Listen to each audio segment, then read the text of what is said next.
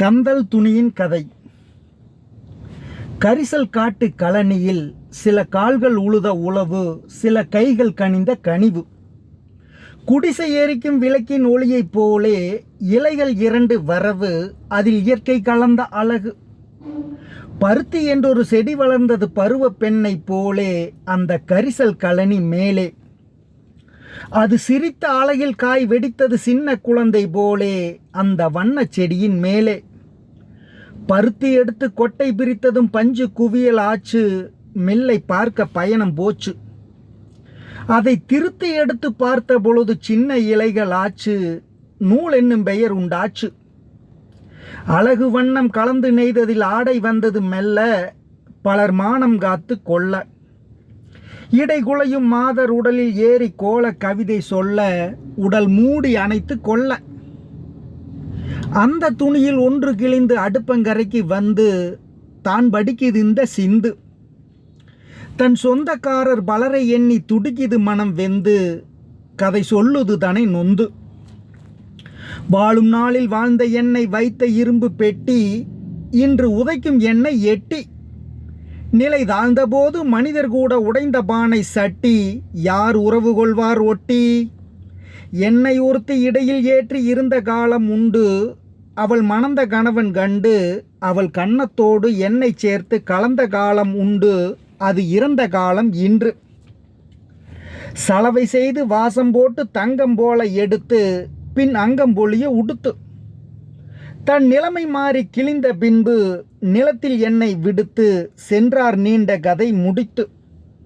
சுட்ட சோற்று பானை சட்டி தூக்கி இறக்க வந்தேன், என் தூய உடலை தந்தேன். நிலை கெட்டு போன செல்வர் போல கேள்வியின்றி நின்றேன், இன்று கேலி வாழ்க்கை கண்டேன். பந்தல் போட்டு மனம் முடித்த பருவ உடலில் துள்ளி வாழ்ந்த பழைய கதையை சொல்லி ஏங்கும் கந்தல் கதையை கேட்ட பின்பும் காலம் அறிந்து கொள்வீர், வாழ்வை காவல் காத்து கொள்வீர். மேனியழகும் காசு பணமும் இருக்கும் வரைக்கும் லாபம், அதை இழந்து விட்டால் பாவம். பின் ஞானி போல பாட வேண்டும் நாய்களுக்கும் கோபம், அதுதான் நான் படிக்கும் சோகம். கந்தலுக்கும் வாழ்வு வரும் காலம் ஒன்று உண்டு, ஒரு கையளவு துண்டு மேனி பந்தல் தன்னை மூடிக்கொள்ள வேண்டும் வேண்டும் என்று ஏழை வேண்டி நிற்பான் அன்று. கோவணமாய் ஆனபோதும் கொள்கை எனக்குண்டு, மான கோட்டை காப்பதென்று. இன்று கோவணமாய் ஆனபோதும் கேள்விக்குறி ஒன்று, பதில் கேட்கிறது நின்று. பெண்ம நேயம். வண்ணக் கலையழகு, மாளாத சிலையழகு, கண்ணில் கவியழகு, கற்பனைக்கு பேரழகு, பின்னல் ஜடையழகு, பேதலிக்கும் மார்பழகு, சின்ன நடையழகு, சிங்கார கையழகு, முன்னம் படைகூட்டி முகப்பழக்கும் மெய்யழகு, எண்ணத் துளையாத இடையழகு, தேவனவன் பெண்ணை படைத்ததற்கு பின்னழகே மண்ணழகு. இப்படியும் பாடி எல்லாம் சதையெலும்பு, கைப்பிடியில் சாம்பல், கால்களிலே பெருநாற்றம், துப்புகிற எச்சில், தொடையெல்லாம் நோய் வெளுப்பு, மை பிடித்த கண்ணில் வழிகின்ற சீல்வீச்சும், பொய்ப்பார்வை, ஆறாத புண்ணே நடுச்சங்கம், தப்பிவிடு பாவை தடத்தை மறந்துவிடு என்றும் கவிபாடி என் முன்னோர் போயொடிந்தார். எத்தை நான் நம்புவதோ, எதில் மனதை நாட்டுவதோ. தத்தை சிரிப்பிற்கும் தத்தளிக்கும் மார்பிற்கும், மெத்தை சுகத்திற்கும் மேலெழும்போர் வேட்கைக்கும், 10 தரம் பார்த்தும் தீராத பார்வைக்கும், சுற்றி சுழன்றடிக்கும் சூறா வழி போலே பற்றி இழுத்தென்னை பம்பரம் போல் ஆட வைக்கும் கற்றை குழலுக்கும், காலெடுத்த வாழைக்கும் ஏங்கி கிடந்திட்ட இரவுகளை நினைப்பேனா? வாங்கி கொடுத்த வழக்கில் மகிழ்வேனா?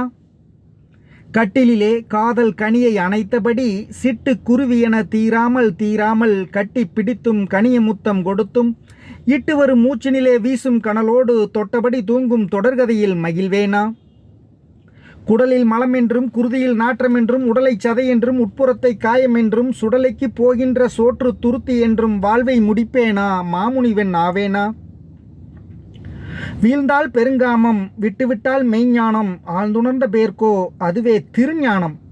போடா போ, காமுகனும் மாண்டான், கடவுள் நெறி பேசும் மாமுனியும் மாண்டான், மற்றிதிலே யார் பெரியார்? நாம் உடலை பார்ப்போம், நமது உடலை பெண் பார்ப்பாள், சாமி நம் சுக சரிதத்தை பார்க்கட்டும். பெண்மணி உன்னை பெரிதாய் மதிக்கிறேன், கண்மணி உந்தன் காலை வணங்குகிறேன். பொன்மணி வாய்ச்சாரம் ஊற்றிக்கொடு, தினம் எண்மணி வாயோடு இணைந்தே கிடந்துவிடு. கிண்ணத்தில் மது ஊற்றி கிண்ணென்னும் போதையில் எண்ணங்களெல்லாம் இதழில் ததும்பட்டும். பாரசீக பாவலனும் சேராத பைங்கிளிகால், என்னை ஓர் வைரம் போல் உங்கள் மார்பினிலே சூடுங்கள். ஓர் கையில் மதுவும் ஓர் கையில் மங்கையரும் சேர்ந்திருக்கும் வேளையிலே ஜீவன் பிரிந்தால்தான் நான் வாழ்ந்த வாழ்க்கை நலமாகும். இல்லையெனில் ஏன் வாழ்ந்தாய் என்றே இறைவன் எனக் கேட்பான். ஒரு பானையின் கதை. அன்றொரு நாள் அந்த கண்ணனுக்கு தயிர் அள்ளி கொடுத்தது நானே, சோறாக்கி கொடுத்ததும் நானே. இன்று வரை பல ஏழை குடிசைகளில் ஏங்கி துடிப்பதும் நானே. பூமி இட்டு வைத்த பெயர் பானை.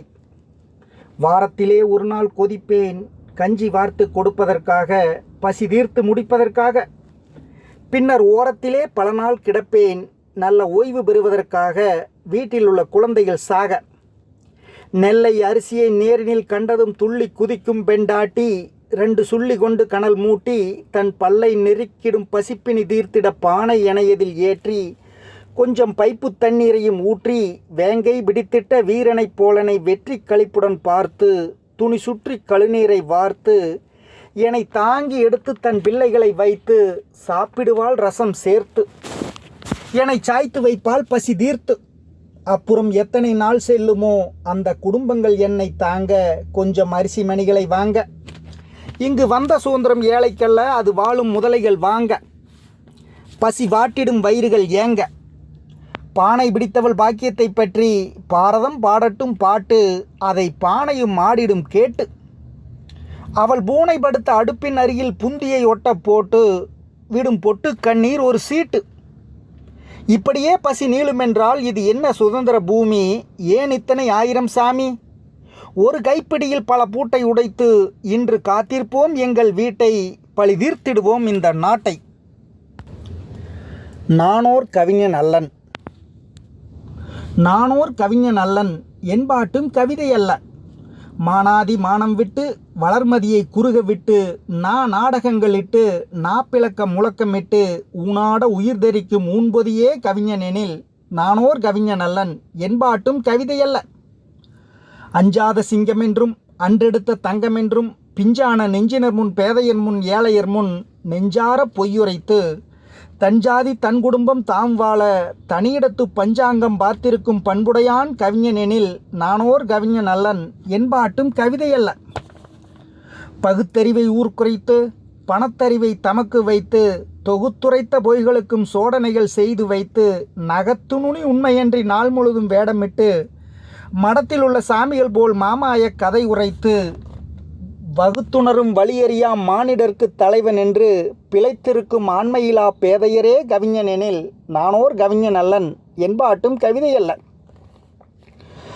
எலும்பு நரம்பெனவும் ஏரெனவும் வீரெனவும், இதுவே படையெனவும், இப்படையா தோற்குமென்றும், களம்புகுவோர் காளையென்றும், கட்டவிழ்த்தே ஓடுமென்றும், தலையறுக்கும் வீரமென்றும், தாயகத்து செல்வம் என்றும், கலைமணிகள் கண்மணிகள் கற்பனையில் வல்லவர்கள், லட்சியத்து பைங்கிளிகள், ஈடறியா புரட்சியர்கள் எம்மவரே என்று உரைத்து, இறங்கியதும் மறந்துவிடும் பொம்மைகள் முன் மண்டியிட்டு, புகழ்பாடி வாழ்பவனே செம்மாந்த வீரன் என்றால், திறம்பாடும் கவிஞன் என்றால் நானோர் கவிஞன் அல்லன் என்பாட்டும் கவிதையல்ல.